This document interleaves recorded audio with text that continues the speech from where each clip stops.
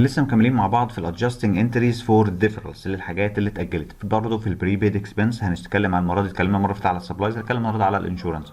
companies purchases insurance to protect themselves from losses. انا بشتري انشورنس تامين علشان احمي نفسي من اي خسائر في المستقبليه، ممكن يحصل مشكله حاجه فبعمل بوليس التامين اغطي المخاطر ديت.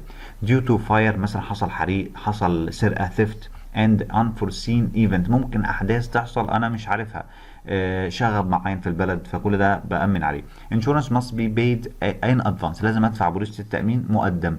often for more than 1 year، ممكن تبقى for more than، ممكن تبقى على الأقل خالص سنة، ممكن تبقى أكتر من سنة، سنتين، 3، 4، 5 سنين.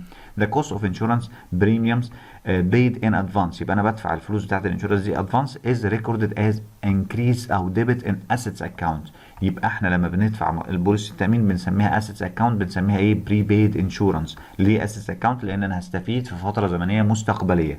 at the financial statement date، في كل فترة زمنية بعمل فيها قوائم مالية. companies increase debit، أو بزود المصروف بتاعي، بتاع المصروف اللي عدى فترة التأمين اللي عدت ديت insurance expense، وبقلل الاسيتس اللي احنا اتكلمنا عليه. decrease credit pioneer insurance for the cost of the insurance، يعني الفترة اللي حصلت ديت that has been أو that has expired during the period. في اكتوبر 4 بايونير ادفرتايزنج، لو انت فاكر، دفعت $600 فور 1 يير فاير انشورنس بوليسي، دفعت $600 علشان بوليس التأمين لمدة سنة. coverage began on October 1، في شهر واحد، في اول يناير، في اول اكتوبر. بايونير ريكورد بايمنت باي انكريز ديبيتنج بريبيد انشورنس، يبقى انا زودت الاصول بتاعتي، الاسيتس بتاعتي زادت بريبيد انشورنس. this account shows balance of $600 in October 31، هو لسه رصيده في 31 اكتوبر $600.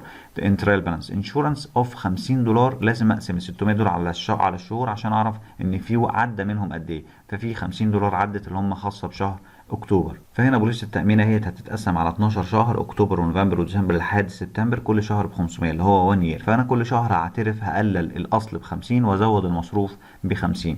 فالقيد بتاعنا هيبقى بكل بساطه خالص ان انا هزود الانشورنس اكسبنس اهو، انشورنس اكسبنس هيزيد، هيجي ديبت، وبريبيد هقلل الاسيتس، هيجي كريدت عشان الاصل لما بيقل بيجي كريدت، يبقى بريبيد انشورنس هيقل، هيبقى جاي ب $50.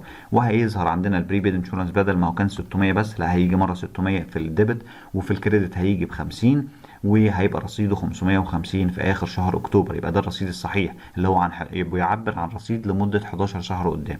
وطبعا هيفتح معانا حساب جديد اسمه انشورنس اكسبنس، هيبقى اسمه فيه $50 بس، اللي هو شهر 10، نهايه شهر 10 ونهايه شهر 11 هيبقى ده هيزيد ب 50 وده هيقل ب 50، وهيفضل ماشي كده لحد شهر 9 السنه اللي جايه.